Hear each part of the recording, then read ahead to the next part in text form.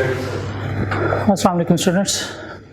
Cap 1 FR 1 borrowing cost हम cover कर रहे थे।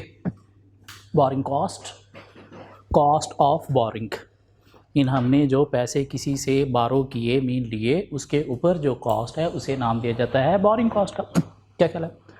हमने ओवरड्राफ्ट के थ्रू पैसे लिए बोरिंग, उसकी कॉस्ट बोरिंग कॉस्ट। हमने लोन लिया, एक से ज़्यादा लिया, क्या ख्याल है? बोरिंग, उसके ऊपर जो कॉस्ट बोरिंग कॉस्ट। हमने शेयर इशू करके पैसे लिए but share capital is not borrowing, so इसके ऊपर जो पैसा दिया dividend that is not borrowing cost. Borrowing की कॉस्ट बोरिंग कॉस्ट है, डिविडेंड बोरिंग कॉस्ट नहीं है। ठीक हो गया? ओके, बोरिंग कॉस्ट है तो हमने क्या करना है? एक्सपेंस आउट करना है। लेकिन अगर क्वालिफाइंग एसेट से रिलेटेड है तो फिर कैपिटलाइज करनी है। बोरिंग कॉस्ट अगर कैपिटलाइज करनी है तो उसके लिए कंडीशन क्या है? क्वालिफाइंग एसेट से रिलेटेड होनी चाहिए। और क्वालिफाइंग एसेट से रिलेटेड है तो कैपिटलाइज वो अमाउंट होगी जो एसेट की कमेंसमेंट से लेकर एसेट की सीज डेट तक की है, वो बोरिंग कॉस्ट कैपिटलाइज होगी। एसेट की कमेंसमेंट से पहले वाली नहीं, एसेट के सीज मीन कंप्लीट होने के बाद वाली कॉस्ट बोरिंग होगी, लेकिन एक्सपेंस आउट कैपिटलाइज नहीं। ठीक हो गया? बोरिंग कॉस्ट कैसे आपने कैपिटलाइज करनी है? तो एक्सपेंडिचर या outstanding balance of loan, outstanding balance of loan into rate into time period से हम बोरिंग कॉस्ट कैपिटलाइज करेंगे। Outstanding balance of loan into rate into time period से हम कैपिटलाइज करेंगे। ठीक हो गया? Qualifying assets related. फिर हमने कहा जी बोरिंग दो तरह की होती है, स्पेसिफिक बोरिंग और general borrowing. Specific borrowing mean ऐसा लोन, ऐसी बोरिंग जो for the sole purpose of the qualifying asset ही ली गई है। तो उसकी कैपिटलाइजेशन के लिए हम क्या करते हैं? दो अमाउंट्स निकालते हैं। एक interest incurred on outstanding balance of loan, less हम करते हैं क्या? Investment income of temporary investment relating to surplus fund. क्या ख्याल है? स्पेसिफिक बोरिंग में कैपिटलाइज के लिए हम दो अमाउंट निकालते हैं, एक interest incurred on outstanding balance of loan और दूसरा investment income of surplus fund. ठीक हो गया? जनरल बोरिंग में हम क्या करते हैं? बोरिंग कॉस्ट भी कैपिटलाइज निकालने के लिए फार्मूला यूज करते हैं। फार्मूला यूज क्या था? Expenditure into rate into time period. अगर एक ही जनरल बोरिंग है तो, और अगर एक से ज़्यादा जनरल बोरिंग है तो फिर expenditure into capitalisation rate into time period. और कैपिटलाइजेशन रेट कैसे निकालते हैं ये हम सीख चुके हैं। ठीक हो गया? अभी तक हम कोई 6-7 अच्छे क्वेश्चन बोरिंग कॉस्ट के प्रैक्टिस कर चुके हैं। कोई दो क्वेश्चन मैंने आपको होमवर्क के लिए दिए थे, एक क्वेश्चन नंबर 9 था और एक क्वेश्चन नंबर 4 था। क्वेश्चन नंबर 9 और क्वेश्चन नंबर 4 आई होप आप लोगों ने कर लिए होंगे, लेकिन अगर नहीं हुए तो आज के लेक्चर में हम वही दोनों क्वेश्चन जो है वो करेंगे बोर्ड पे, ताकि जिनके हो चुके हैं वो रीचेक कर लेंगे। छोटी मोटी माइनर अगर कोई मिस्टेक हैं तो वो करेक्ट कर लेंगे, और जिनसे नहीं हो सके तो उनकी क्यूरीज भी इस आज के लेक्चर में रिजॉल्व हो जाएंगी। तो अगर हम मूव हों क्वेश्चन नंबर 9 पे, पहले अगर हम क्वेश्चन नंबर 9 पे आएँ जी, क्वेश्चन नंबर 9 मिलता है हमें।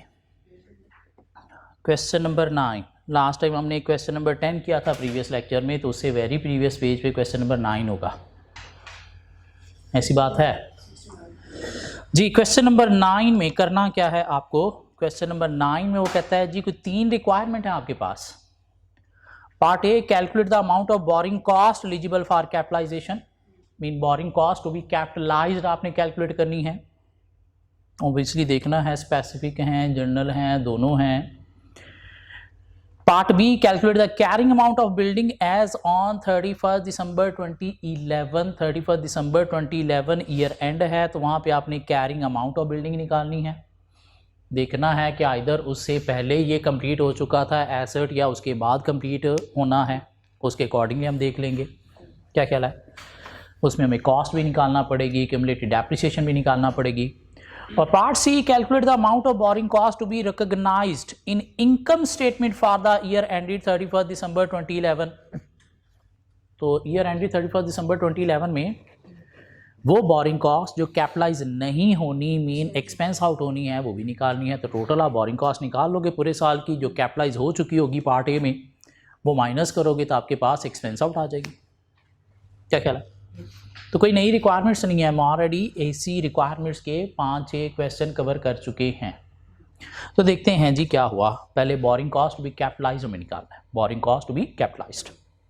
ओके, क्या कहता है question number 9, Amjad limited started construction of a factory building on 1 अप्रैल 2011। 1 अप्रैल 2011 को बिल्डिंग की कंस्ट्रक्शन स्टार्ट हो रही है।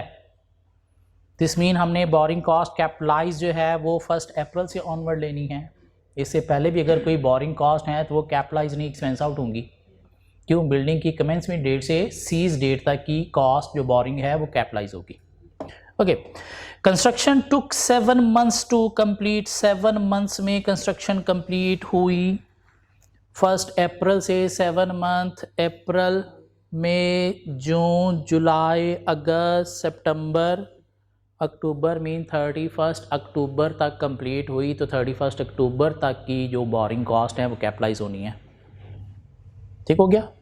स्टार्ट डेट भी मिल गई, सीज डेट भी मिल गई। A contractor was hired for this work and total contract price was agreed to be ₹20 million। तो 20 मिलियन का ये टोटल प्रोजेक्ट है। क्या कह रहा है? Progress payments were made as follows. Progress payments हो रही हैं। 1 अप्रैल को 10% पेमेंट हुई है। 10% किसका? 20 मिलियन का। क्या ख्याल है? दिस मीन 2 मिलियन पेमेंट हुई है 1 अप्रैल को। 31 जुलाई को 45% पेमेंट हुई है। 45% किसका? 20 मिलियन का, मीन 9 मिलियन जो है वो पेमेंट हुई है। 30 सितंबर को 15% पेमेंट हुई है, मीन 3 मिलियन पेमेंट हुई है। और 31 अक्टूबर को 30% पेमेंट हुई है, मीन 30% पेमेंट बोले तो 6 मिलियन की पेमेंट हुई है। तो ये क्या है? एक्सपेंडिचर। और जब एक्सपेंडिचर होता है तो हम एंट्री क्या करते हैं? Capital work in progress debit cash credit. Capital work in progress debit cash credit. ठीक हो गया? Construction was financed partially by own saving and partially by loans. Own saving mean own funds and first payment to contractor was made out of own funds. Mean पहला expenditure own fund से हुआ है। Afterwards all payments were made from borrowed funds. उसके बाद जितनी भी payments हैं सारी कहाँ से हुई हैं? बारोड फंड से। तो बोरिंग क्या है उसको हमें देखना पड़ेगा। क्या ख्याल है? A loan of ₹8 million was obtained on 31st May 2011 specifically for this construction। Specific borrowing 8 million की। क्या ख्याल है? कब लिया गया है? 31 मई को। दिस मीन आपने जो 1 अप्रैल को पेमेंट की है ऑन फंड से की है। दिस मीन आगे वाली पेमेंट्स इस स्पेसिफिक बोरिंग से हुई होंगी। क्या ख्याल है? क्यों? इसके बाद जो है वो नेक्स्ट पेमेंट जो आ रही है सेकंड वो 31 जुलाई को आ रही है। मीन तब तक ये लोन हमने ले लिया होगा। 8 मिलियन का लोन है। This loan carried a markup of 18%। Interest rate पे 18% है। Loan is to be repaid by the end of 2012। Mean during year कोई रीपेमेंट नहीं है। Utilised portion of loan was kept in deposit account yielding an interest rate of 4%। ये क्या है? Investment income on surplus fund 4% है specific borrowing के लिए।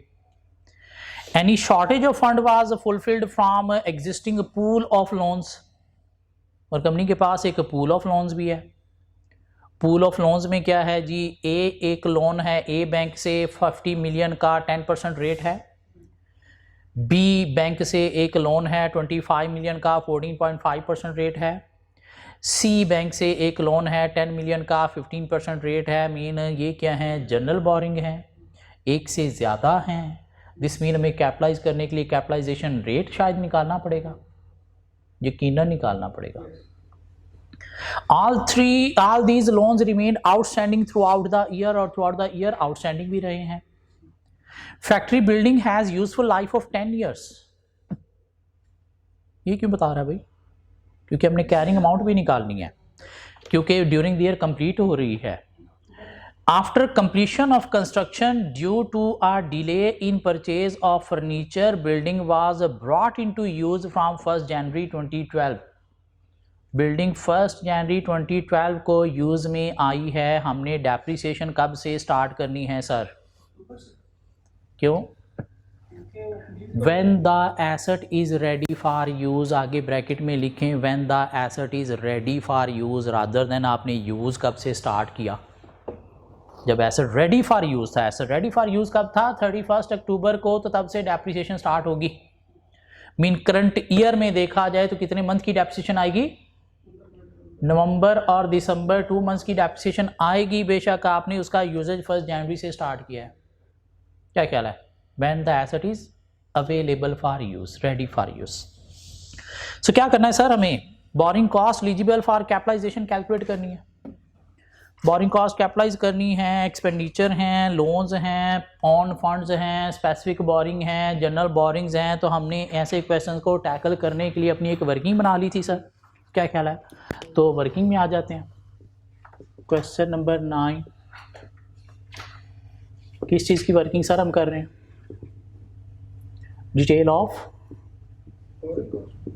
Of expenditure या पेमेंट्स अगर कोई हुई हैं तो उसकी हम जो है वो क्या करने जा रहे हैं? वर्किंग करने जा रहे हैं सर। एक हमने डेट का कॉलम बनाना होता है, एक हमने डिस्क्रिप्शन का कॉलम बनाना है, एक अमाउंट का कॉलम बनाना है, एक ऑन फंड होगा, एक स्पेसिफिक बोरिंग होगा और एक जनरल बोरिंग होगा। ले जी हेडिंग्स दें इनको। Date, description, amount, on funds, specific boring,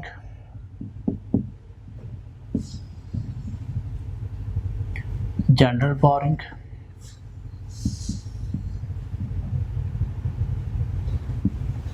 ठीक हो गया?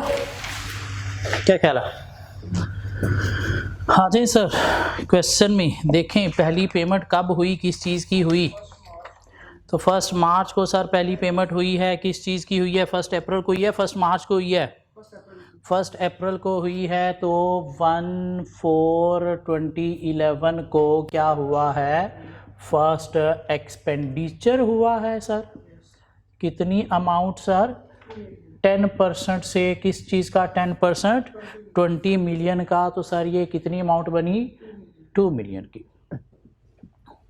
कहाँ से हुई है सर? ये ऑन फंड से हुई है। क्यों? उस वक़्त स्पेसिफिक बोरिंग थी नहीं, और जनरल बोरिंग अगर थी भी तो उसने कहा भाई ये पहली पेमेंट हमने ऑन फंड से की है। उसके बाद सर कोई पेमेंट हुई है? यस, 31 जुलाई को पेमेंट हुई है। 31 जुलाई 2011 को क्या हुआ है? सेकंड एक्सपेंडिचर हुआ है। सेकंड एक्सपेंडिचर हुआ है। कितने % पेमेंट सर? 45%। किसका? 20 मिलियन का। कितना बना सर? 9 मिलियन। कहाँ से हुई होगी ये पेमेंट? तब तक हमने स्पेसिफिक बोरिंग ले ली थी। कितने की? 8 की। तो 8 तो हम स्पेसिफिक बोरिंग से दे देंगे, ख़त्म हो गई। तो पीछे बाकी 1 मिलियन हमने कहाँ से दिया होगा? जनरल बोरिंग से, जिसके 3 लोन है हमारे पास। उसके बाद सर थर्ड हमारे पास जो है वो एक्सपेंडिचर है 30 सितंबर को। 30 सितंबर 2011 को हमारे पास थर्ड एक्सपेंडिचर भी है। 15% किसका? 20 मिलियन का। कितना बना? 3 मिलियन। कहाँ से हमने ये अमाउंट दी होगी सर? जनरल बोरिंग से सर दी है। उसके बाद सर हमारे पास फोर्थ एक्सपेंडिचर है 31 अक्टूबर को। 31 अक्टूबर 2011 को हमारे पास फोर्थ एक्सपेंडिचर है। कितनी अमाउंट का सर? 20 मिलियन का। 20% के 30%? 30% 20 मिलियन का सर कितना बना? 6 मिलियन। कहाँ से ये पेमेंट दी होगी सर? जनरल बोरिंग से। स्पेसिफिक बोरिंग से सर क्यों नहीं? क्योंकि वो ख़त्म हो गई थी। और इसके अलावा मेरे नहीं ख्याल हमारे पास और कोई भी पेमेंट इस क्वेश्चन के अंदर हैं। और बोरिंग कॉस्ट का क्वेश्चन टैकल करने के लिए हम पहले ये थोड़ी सी वर्किंग कर लिया करते हैं कि उससे ज़िंदगी हमारी आसान हो जाती है। अब हम चलेंगे अपनी पहली रिक्वायरमेंट में, रिक्वायरमेंट ए की तरफ। Borrowing cost to be capitalised.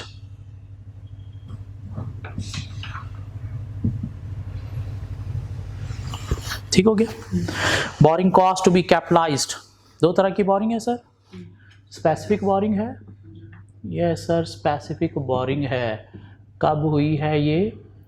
31 मई को हुई है सर। कैसे स्पेसिफिक बोरिंग की कॉस्ट हम कैपिटलाइज करते हैं? Interest incurred on outstanding balance of loan less investment income of surplus fund. तो पहले हम इंटरेस्ट इनकर्ड निकाल लेते हैं। इंटरेस्ट इनकर्ड कितनी अमाउंट थी सर? 8 मिलियन। कितना रेट था? 18%। कितने मंथ का इंटरेस्ट इनकर्ड हमने चार्ज करना है सर? कितने मंथ का चार्ज करेंगे सर? कब आपने लिया ये लोन? 31 मई को। तो 31 मई को ये लोन आया है, तो इसका इंटरेस्ट तो आपने आगे थ्रू आउट द ईयर पे किया होगा, लेकिन कैपिटलाइज कितना होना है? जून जुलाई अगस्त सितंबर अक्टूबर। जून जुलाई अगस्त सितंबर अक्टूबर। क्यों उसके बाद वाला कैपिटलाइज नहीं होना? क्यों? वो एसेट की सीज डेट के बाद है। तो इंटू क्या करेंगे? 5/12 कर लेंगे सर। अमाउंट दे दें मुझे प्लीज़। 600,000 लेस हमने करना है क्या? Investment income. Investment income of surplus fund. Sir वो आप कैसे investment income of surplus fund जो है वो लेस करोगे? आपने देखा कि आपने लोन लिया कब? 1 मई को कि 31 मई को? 31 मई को। आपने वो पैसा लगाया कब इस टेबल से? 31 जुलाई को। तो जून जुलाई 2 माह वो सरप्लस फंड आपके पास रहा, 2 माह रहा, तो उस पर आपने इन्वेस्टमेंट इनकम कमाई। क्या ख्याल है कितनी अमाउंट पे सर? 8 मिलियन पूरा का पूरा एट द रेट ऑफ 4%, और 2 माह आपने उसके ऊपर कमाया। तो सर ये प्लीज़ मुझे फिगर बता दें कितनी बनती है? 53,333। तो आपके पास सर आ गई क्या बोरिंग कॉस्ट स्पेसिफिक बोरिंग की? कितनी? 546,667। तो स्पेसिफिक बोरिंग की इतनी कॉस्ट कैपिटलाइज होगी सर। अब हमें जाना है जनरल बोरिंग में।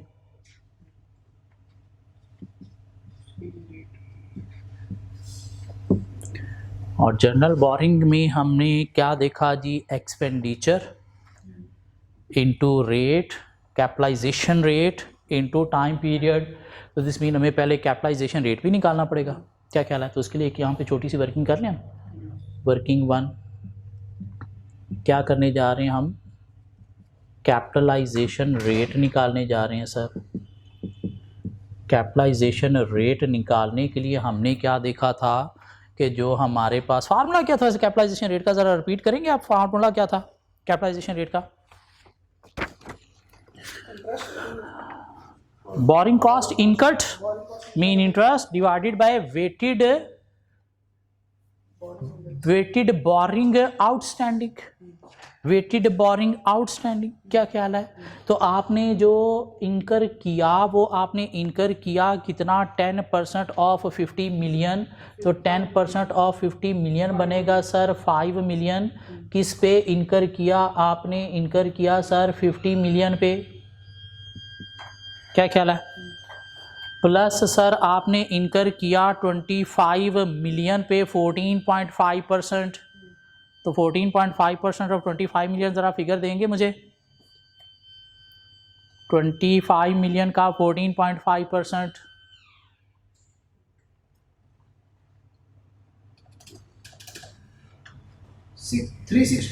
362 5 000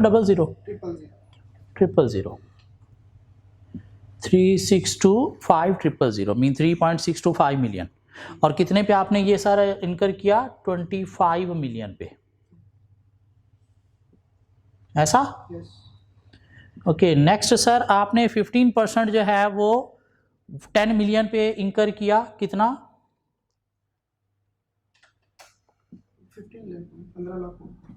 1.5 मिलियन कितने पे sir?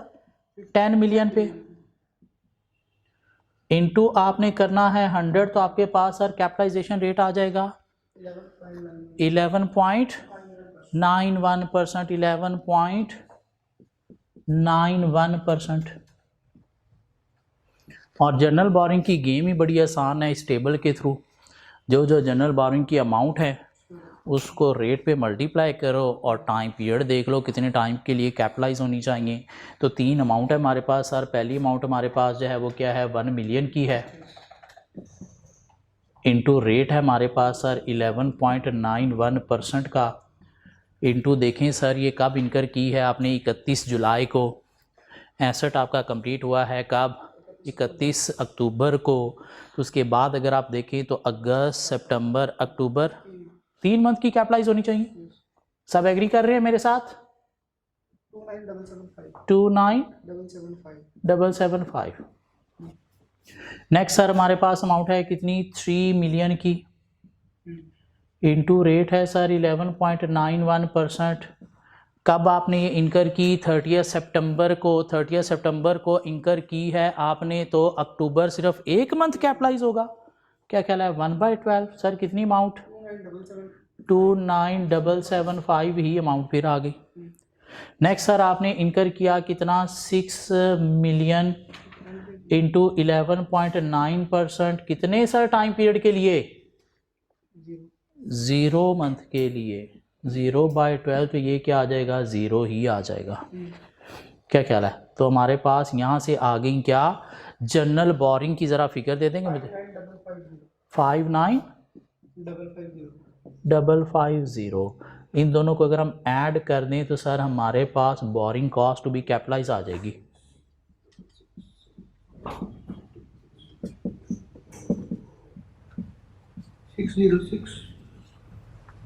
606,217। Boring cost to be capitalise part A का आंसर है सर 606,217। किसी का ना आया हो तो प्लीज़ डिस्कस कर सकता है जी। पार्ट बी में चलें, क्या ख्याल है? Part B of the question क्या कहता है जी? आपने निकालनी है कैरिंग अमाउंट ऑफ बिल्डिंग।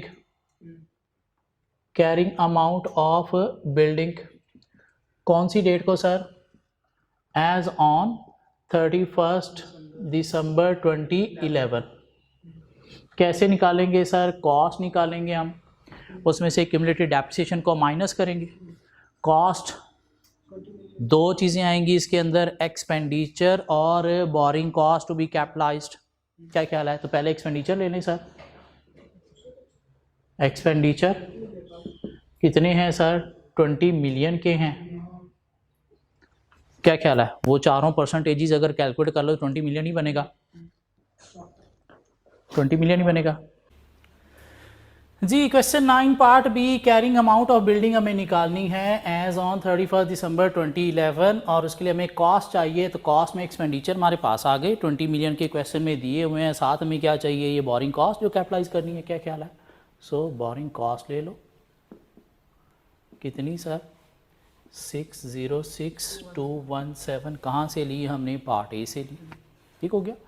तो ये हमारे पास आ गई टोटल कॉस्ट कितनी? 26,06,217। ये क्या है हमारे पास? Total cost. तो इसमें से हम लेस कर देंगे क्या? Accumulated depreciation. और एक्यूमुलेटेड डेप्रिसिएशन हमें जो है वो निकालना पड़ेगी सर। क्यूमुलेटेड डेप्रिसिएशन देखिएगा कैसे निकाली जाएगी। कोई डेटा है हमारे पास क्यूमुलेटेड डेप्रिसिएशन निकालने का? यस, हमारे पास टोटल कॉस्ट है, हमारे पास यूज़फुल लाइफ है। क्या ख्याल है? तो टोटल कॉस्ट हमारे पास सर कितनी है 202 नहीं 20606 217 डिवाइडेड बाय क्या कर देंगे सर 10 इयर्स लाइफ है इनटू कितने मंथ की चार्ज करोगे सर फ्रैक्शन क्या अप्लाई करोगे when the asset is ready for use 31 अक्टूबर तो करंट ईयर में कितनी चार्ज होगी 2 माह की सो 2/2 12 की फ्रैक्शन अप्लाई कर दो तो प्लीज़ मुझे बता दें डेप्रिसिएशन की अमाउंट कितनी बनती है 437 तो आपके पास सर आ जाएगी कैरिंग अमाउंट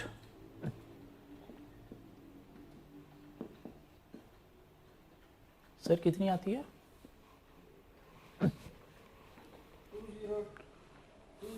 20262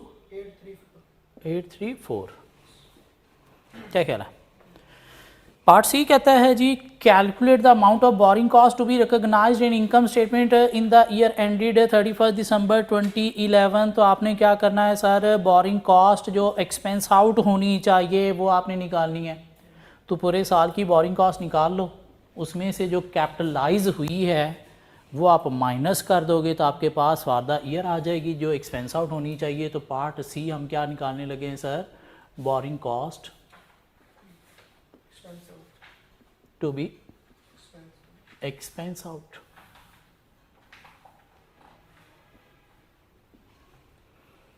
क्या कहना तो बोरिंग कॉस्ट आप पहले टोटल निकाल लो टोटल कैसे निकालेंगे सर हमारे पास ये कोई ए बी और सी बैंक के 3 लोन थे और उनके इंटरेस्ट रेट हमारे पास जो है वो गिवन थे क्या ख्याल है सो ए बैंक है बी बैंक है सी बैंक है ए की अमाउंट थी कितनी सर 50 मिलियन और रेट था कितना 10% तो हमारे पास फिगर ऑलरेडी हमने कैलकुलेट की हुई है सर कितनी 5 मिलियन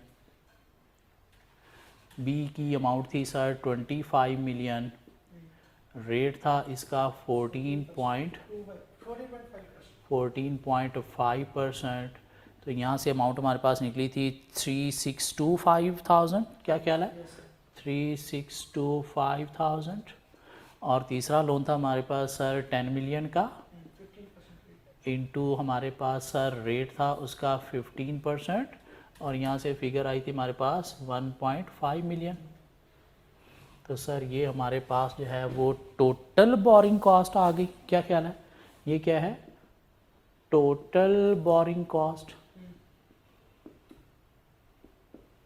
कितनी 125,000 ठीक हो गया तो इसमें से आप क्या करो माइनस कर दो क्या बोरिंग कॉस्ट कैपिटलाइज्ड क्यों जो कैपिटलाइज्ड है वो तो एक्सपेंस आउट नहीं ना होनी वो तो कैपिटलाइज एसेट को चार्ज होगी ना वो कितनी आपने चार्ज की सर 59,550 बोरिंग कॉस्ट कैपिटलाइज कौन सी आप माइनस करोगे 59,550 क्या ख्याल है 59,550 किसकी जनरल बोरिंग की अभी हम बात कर रहे हैं सिर्फ जनरल बोरिंग की आपने कैपिटलाइज कितनी की है 59,550 माइनस करो इसके ऊपर हेडिंग दे दो जनरल बोरिंग अभी हम सिर्फ जनरल बोरिंग की बात कर रहे हैं स्पेसिफिक बोरिंग की फिर बात करते हैं तो जनरल बोरिंग की कितनी अमाउंट आई सर 10,065,450 सो ये जनरल बोरिंग आ गई अब हम आगे सर स्पेसिफिक बोरिंग की तरफ स्पेसिफिक बोरिंग आपने कब ली थी सर 31 मई को 31 मई से अक्टूबर तक तो आपने कैपिटलाइज कर दी थी तो दिस मीन नवंबर और दिसंबर की एक्सपेंस आउट होनी है नवंबर और दिसंबर की एक्सपेंस आउट होनी है कितनी अमाउंट थी सर उसकी 8 मिलियन थी रेट कितना था सर 18% तो 2 मंथ कौन से बनते हैं नवंबर और दिसंबर आपने एक्सपेंस आउट करनी है कितनी अमाउंट बनती है सर 240,000 तो सर अब इसको आप टोटल कर दें तो ये आ जाएगी आपके पास boring cost to be expense out कितनी 10305,450 जी sir. Part A, part B, part C. Boring cost to be capitalised में आपने जब स्पेसिफिक बोरिंग लेनी है तो इंटरेस्ट इनकर्ड और उसके बाद इन्वेस्टमेंट इनकम के लिए आपने टेबल में आ जाना है और देखना है कि स्पेसिफिक में क्या क्या चीज़ कब कब यूटिलाइज हुए तो उससे पीछे बैलेंस कब तक ओवरड्यू रहा है। Borrowing cost to be capitalize में जब जनरल बोरिंग की आपने कैपिटलाइजेशन लेनी है तो इस टेबल में आ जाना है, जितनी अमाउंट है उतने पे रेट अप्लाई करना है, कैपिटलाइजेशन रेट और टाइम पीरियड आपने अप्लाई करना है, तो आपके पास जनरल बोरिंग आ जाएंगी। क्या ख्याल है? कैरिंग वैल्यू निकालनी है तो पहले कॉस्ट निकालो, उसमें एक्सपेंडिचर और बोरिंग कॉस्ट जो कैपिटलाइज हुई हैं, उसके बाद डेप्रिसिएशन देखो करंट ईयर में अगर कंप्लीट हो गया एसेट तो आएगी डेप्रिसिएशन, अगर करंट ईयर में कंप्लीट ही नहीं हुआ तो फिर डेप्रिसिएशन होगी नहीं। क्यों? डेप्रिसिएशन चार्ज कब होनी है? जब एसेट का यूज़ स्टार्ट किया जाए, नहीं, when the asset is available ready for use. ठीक हो गया? ये क्लियर होता है क्वेश्चन। एक और क्वेश्चन भी सर दिया था आपको, क्वेश्चन नंबर 4। एक क्वेश्चन नंबर 4 भी दिया था, अगर क्वेश्चन नंबर 4 में आप आ जाएं, क्वेश्चन नंबर 4 में अगर आप लोग आ जाएं, ये मिटा दूं मैं,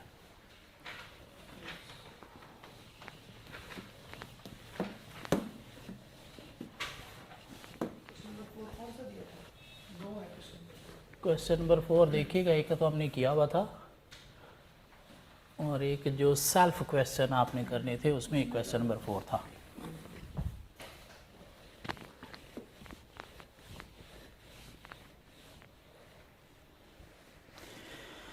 जी क्या कहता है question number 4?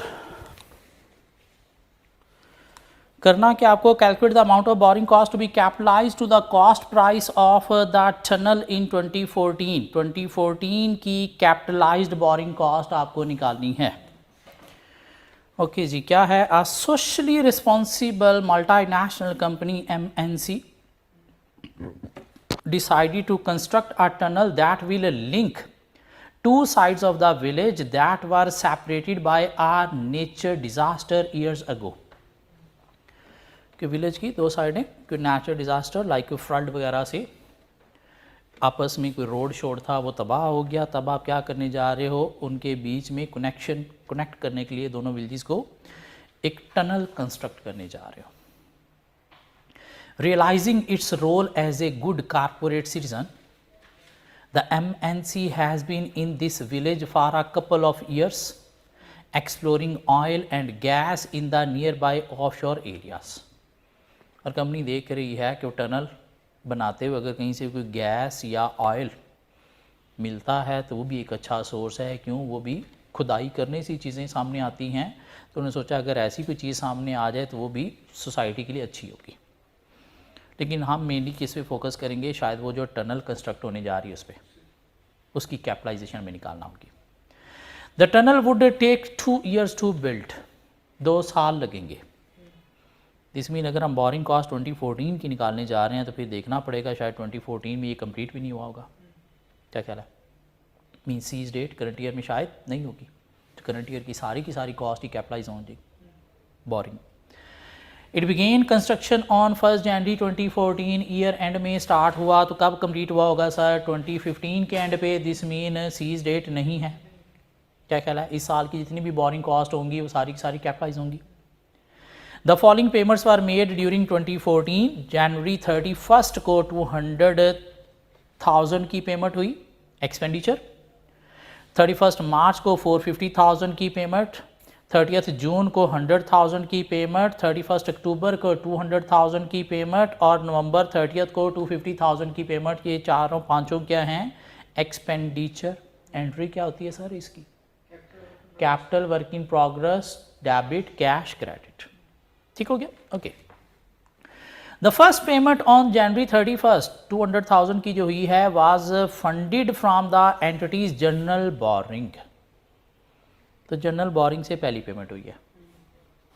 However, the entity succeeded in raising a medium-term loan for an amount of rupees 800,000 on March 31, 2014. तो 31 मार्च को कंपनी ने 800,000 का एक लोन लिया है with a simple interest of 9% per year. These funds were specifically used for this construction. Specific borrowing है 800,000 की. Excess funds were temporarily invested at 6% per year और investment income किस रेट से 6% से. The general borrowing was again used for an rupees 200,000 payment on 30th November. Mean पहली payment भी general boring से हुई है और आखिरी पेमेंट जो 30 नवंबर वाली है उसका भी 200,000 जनरल बोरिंग से गया है. दिस मीन बीच वाला सारा स्पेसिफिक बोरिंग से गया होगा. और देखा है तो बीच में 450 प्लस 100 550 प्लस 200 750, तो आखिरी पेमेंट से 50 ही बचता था जो स्पेसिफिक बोरिंग से गया होगा, बाकी 200,000 जनरल बोरिंग से गया. ये बात क्लियर हो रही है? Okay. Which could be funded from the medium term loan. The construction project was temporarily halted for 6 weeks in May June. Suspension क्या कह रहा है? When substantial technical and administrative work was carried out, which was necessary stoppage for the completion of construction work. तो ज़रूरी थी.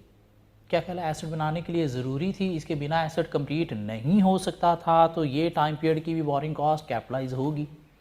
हाँ, अगर ज़रूरी ना होती, इसके बिना भी एसेट कंप्लीट हो सकता था, तो फिर ये 6 वीक की कॉस्ट कैपिटलाइज नहीं होनी थी. The following amount of debt were outstanding at the year end December 31, 2014. Medium term loan है 800,000 का.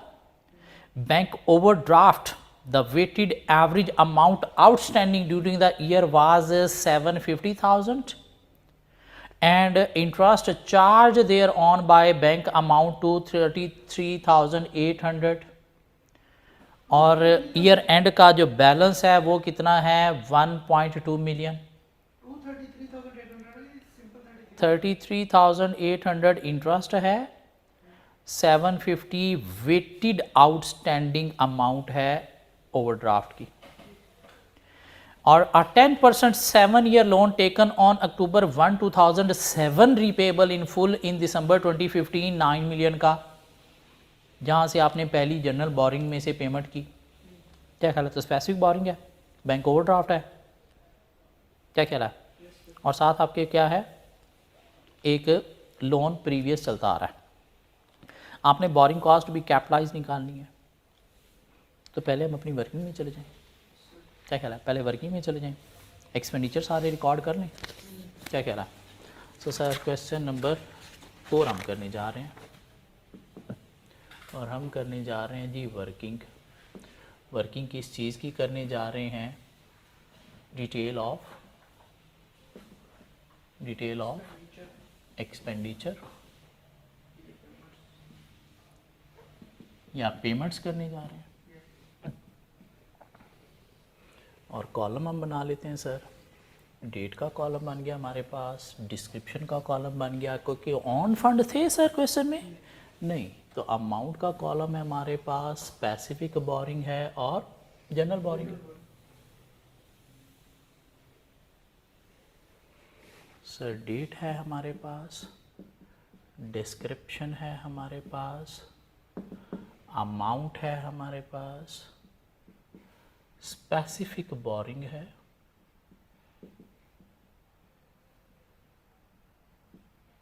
और हमारे पास जनरल बोरिंग है. क्यों कर रहे हैं हम साहब ये वर्किंग? इससे हमारी ज़िंदगी आसान हो जाती है बोरिंग कॉस्ट का क्वेश्चन टैकल करने में. सो पहली पेमेंट कब आई सर?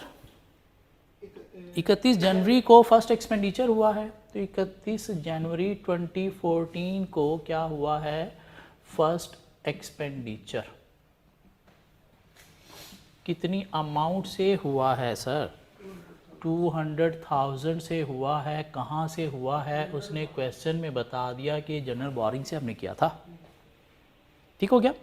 उसके बाद 31 मार्च को 31 मार्च को 2014 को सेकंड एक्सपेंडिचर हुआ है सर, और सेकंड एक्सपेंडिचर हुआ है 450,000 का, और कहाँ से हुआ होगा, स्पेसिफिक बोरिंग उसी डेट पे ही आई है, तो स्पेसिफिक बोरिंग से हमने ये 450,000 का एक्सपेंडिचर किया।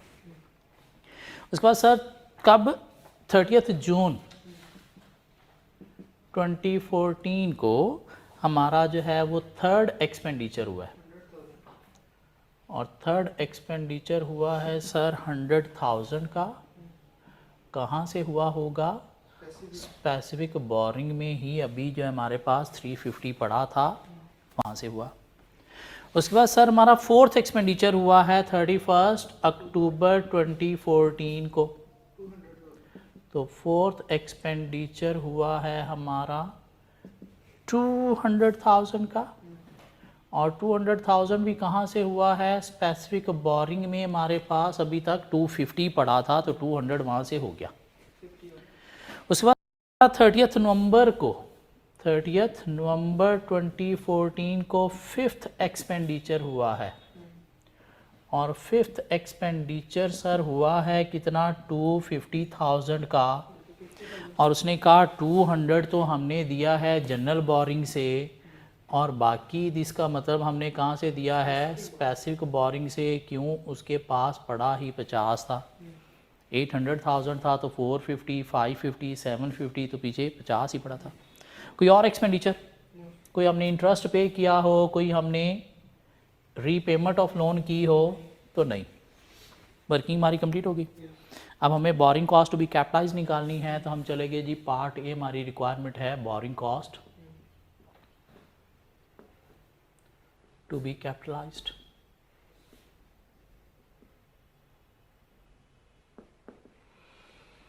स्पेसिफिक बोरिंग है सर हमारे पास पहले, और स्पेसिफिक बोरिंग सर हमें कहती है कि आपने क्या करना है, interest incurred less investment income of surplus fund. तो सर मुझे ज़रा बता देंगे इंटरेस्ट इनकर जो हुआ है, इंटरेस्ट इनकर किस अमाउंट पे हुआ होगा, जो आपने लोन लिया, कितने का लोन लिया, 800,000 का लोन लिया, कब लिया, 31 मार्च को, किस रेट पे लिया, 9% पे लिया, तो 800,000 का आपने लोन लिया, 9% पे लिया, कितने मंथ का चार्ज होगा सर, मार्च में आपने लिया तो मार्च से ऑनवर्ड पूरा चार्ज होगा, क्योंकि एसेट करंट ईयर में सीज नहीं हुआ था। कितने मंथ्स, 9 मंथ्स, 31 मार्च ना, जनवरी फरवरी मार्च निकाल दिया तो पीछे कितने बजे, 9 मंथ्स। तो प्लीज़ मुझे अमाउंट बताएंगे, 54,000 लेस सर क्या करना है, इन्वेस्टमेंट इनकम, इन्वेस्टमेंट इनकम कितने, जैसे लोन लिया आपने 450 लगा दिया, जैसे लोन लिया 450 लगा दिया, तो पीछे सरप्लस फंड आपके पास सर कितना बचा था, 350 का, कितने मंथ, अप्रैल मई जून, क्या ख्याल है, इसके बीच में देखें तो अप्रैल मई और जून 3 मंथ्स के लिए, तो सर 350,000 रेट क्या है, 6% पे आप इन्वेस्ट करते हो, तो 3/12 देखिएगा सर अमाउंट क्या बनती है, 5250, ठीक हो गया।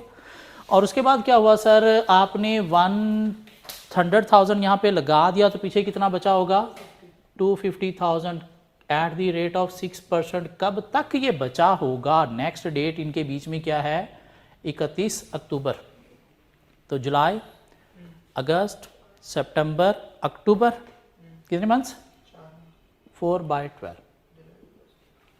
कितना, 5,000। सर उसके बाद क्या हुआ, 250 में से ये 200 निकल गया, तो पीछे 50 बचा, 50,000 आपने सर कब तक यूज किया,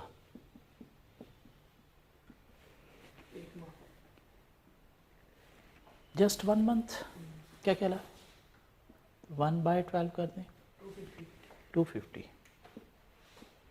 प्लीज़ मुझे ये जनरल और स्पेसिफिक बोरिंग बता देंगे कितनी है,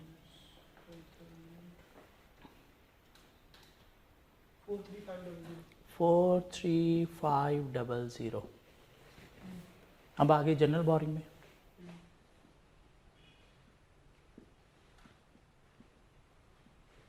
और उसकी ज़िंदगी बड़ी आसान है। ये टेबल से अमाउंट उठानी है, इनटू रेट करना है और टाइम पीरियड करना है। कैपिटलाइजेशन रेट निकाल ले, क्या ख्याल है? एक वर्किंग वन कर लेंगे यहाँ पे।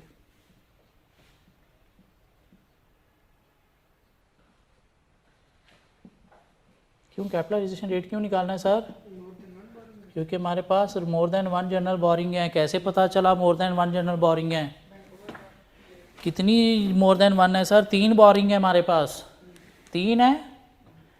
एक तो स्पेसिफिक है पहली वाली, तो पीछे जनरल बोरिंग कितनी है सर? 2 जनरल बोरिंग हैं, 2 जनरल बोरिंग हैं। क्या ख्याल है? 2 जनरल बोरिंग में अगर हम जाएं तो हम सर कैसे निकालेंगे रेट? पहला बैंक ओवरड्राफ्ट का इंटरेस्ट उसने ऑलरेडी आपको दिया हुआ है 33,800 डिवाइडेड बाय कौन सी अमाउंट लोगे सर? 1.2 मिलियन या 750,000? क्यों? क्योंकि उसने साथ लिखा हुआ है वेटेड एवरेज आउटस्टैंडिंग अमाउंट कितनी है? 750,000 प्लस दूसरा लोन 9 मिलियन का 10% रेट, तो क्या बना उसका? 900,000 डिवाइडेड बाय 9 मिलियन। उसकी अमाउंट इनटू क्या करना है सर? 100 करना है। तो प्लीज़ मुझे कैपिटलाइजेशन रेट बता देंगे कितना है?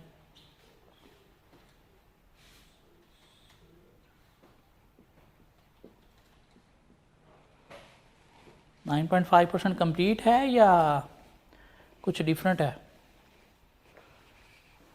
9.5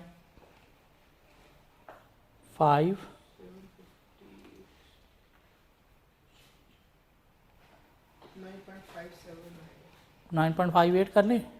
9.58%। क्या ख्याल है? पहली बोरिंग उठाओ सर, कितनी? यहाँ से टेबल से 200,000, रेट 9.58%। सर कितने month?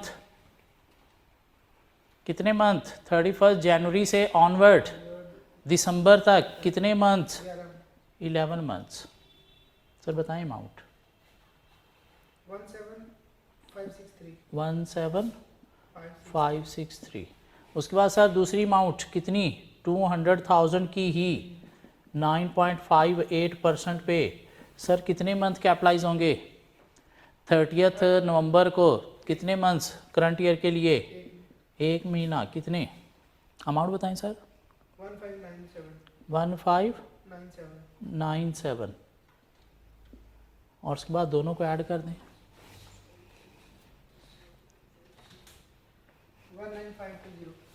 19520। General borrowing specific boring दोनों को ऐड कर दें। Borrowing cost 63020 borrowing cost to be capitalized. Sir यही रिक्वायरमेंट थी या कुछ और भी था इस क्वेश्चन में? यही थी। ये अमाउंट ज़रा चेक कीजिएगा ज़रा।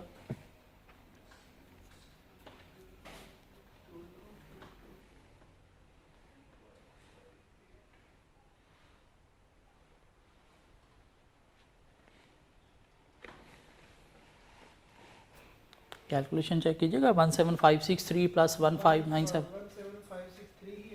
17563 आ रहा है। ये 1597 ऐड करें तो ज़रा मुझे अमाउंट बताइएगा कितनी बनती है। चेक कर लें दोबारा से, मुझे नहीं लग रहा क्योंकि 0 9 और 6 9 और 7 यहाँ पे 6 आना चाहिए जहाँ तक मेरा ख्याल है। 2 आपने लिखवाया हुआ मुझे। इन दोनों को ऐड करना है ना। 3 7 10 0 आ गया तो 1 ऊपर गया 7 कितना? 19160। तो मुझे ज़रा नीचे भी अमाउंट बता देंगे क्या बनती है?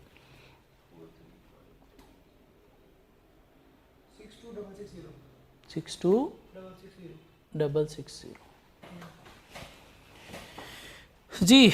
ये 2 क्वेश्चन मैं उम्मीद करता हूँ वैसे तो कई लोगों ने कर लिए होंगे, जिन्होंने नहीं किए प्लीज़ नेक्स्ट क्लास तक ये कंप्लीट कर लीजिएगा। होपफुली नेक्स्ट क्लास में हम बोरिंग कॉस्ट एक अच्छा सा क्वेश्चन और देखेंगे और उसके बाद उम्मीद है हम बोरिंग कॉस्ट को वाइंड अप कर देंगे। सो मिलते हैं नेक्स्ट क्लास में कुछ नई चीज़ों के साथ।